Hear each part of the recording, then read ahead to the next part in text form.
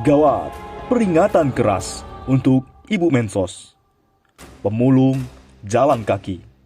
Di ujung perjalanannya, mereka dapat duit. Sedangkan sarjana berbulan-bulan jalan kaki bawa lamaran kerja, tapi masih menganggur. Sampaikanlah ke bos Anda hal itu.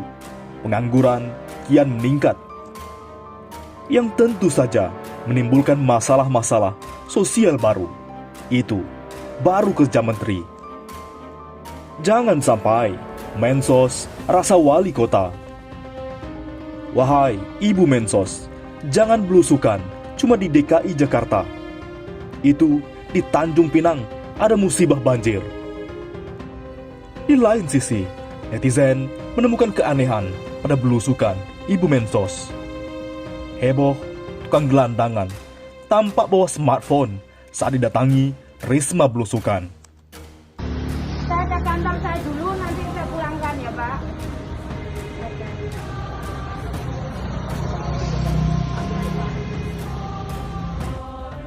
Netizen merasa aneh. Tiba-tiba ada tunawisma di Jalan Sudirman Tamrin. Saat Risma belusukan, padahal biasanya tidak ada. Dan yang menjadi sorotan adalah ternyata ratusan kakak di Surabaya tinggal di kolong tol. Oleh karena itu, anak buah Prabowo Subianto mengingatkan, kalau kecanduan belusukan, jangan-jangan gila pencitraan. Politikus Partai Gerindra, Fadlizon, menyebutkan bahwa aksi belusukan atau turun langsung ke lapangan sebagai langkah yang bagus untuk bisa memastikan dan melihat dari dekat kondisi lapangan. Namun, menurutnya, jika aksi belusukan menjadi sebuah candu, dikhawatirkan justru karena gila pencitraan. Belusukan secara proporsional bagus saja sebagai cara melihat langsung lapangan. Tapi kalau kecanduan belusukan, maka harus diperiksa. Jangan-jangan gangguan gila pencitraan, kata Fadlizon dalam Twitternya. Belusukan kok di DKI? Ibu Mensos Republik Indonesia. Ingat, Ibu di Tanjung Pinang ada musibah banjir. Sudahkah ada tim Ibu ke sana? Tugas pemerintah itu bikin kebijakan. Kalau soal belusukan, sudah banyak selebgram, YouTuber yang melakukan itu. Anggota Komisi E DPRD DKI Jakarta, Oman Rahman, mengatakan jabatan Mensos memiliki pekerjaan rumah yang banyak dari Presiden Jokowi, seperti bantuan sosial yang sedang berjalan saat ini. Sehingga menurutnya, lebih baik Risma berfokus menjalankan program tersebut.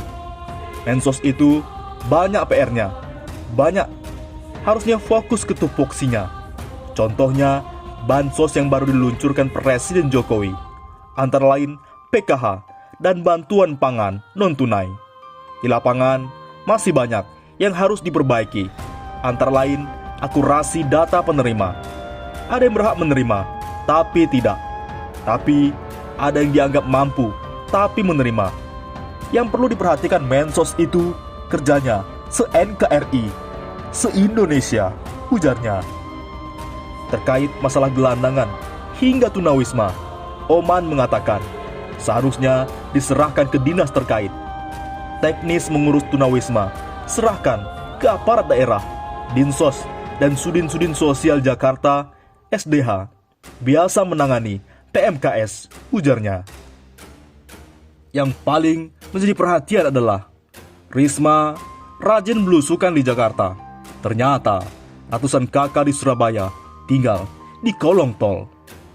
Setelah menjabat Menteri Sosial, Tri Risma hari ini mengunjungi tunawisma di kolong jembatan Menteng, Jakarta Pusat. Yang menarik, di kota Surabaya juga ada sejumlah jiwa yang juga menempati kolong jalan tol Waru Tanjung Perak. Lokasi ini berdekatan dengan Kampung 1001 Malam. Data didapat dari jatimnow.com. Di lokasi, jumlah keluarga yang menghuni kolong jembatan Tol Waru Tanjung 1001 Malam adalah 175 kepala keluarga atau kakak. Di wilayah ini masuk dalam kawasan Lasem Baru, Kelurahan Dupa, Kecamatan Kerembangan. Sejumlah warga, keluarga yang tinggal di kolong jembatan jalan tol itu terbagi dua, dipisahkan sungai. Sehingga untuk menuju ke sana harus menggunakan perahu tambang.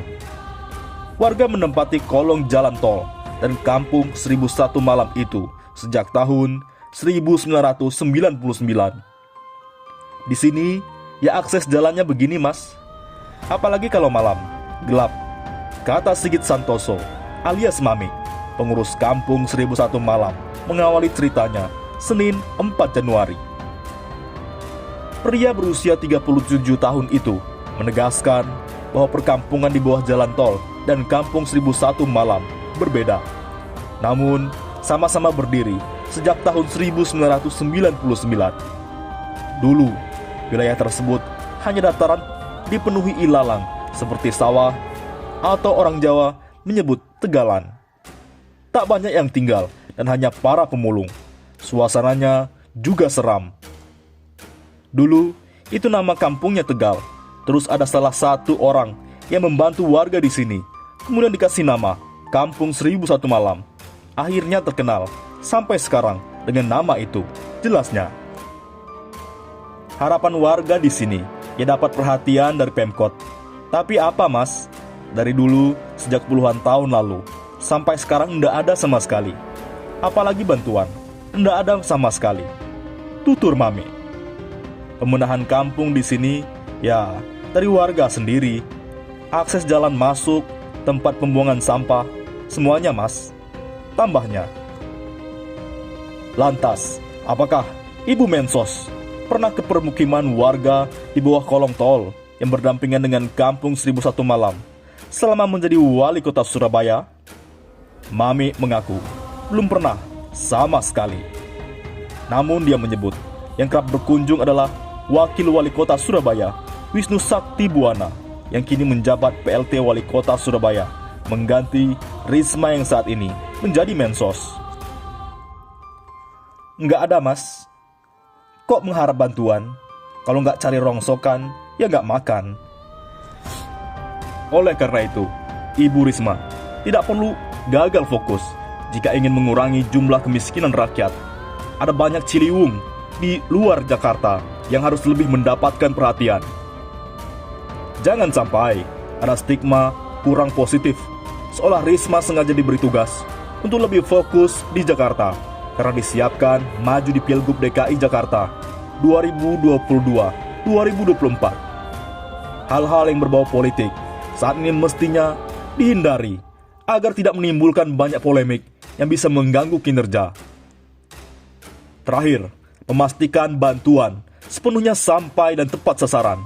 Jangan sampai nyasar ke rekening partai atau ke rekening lain.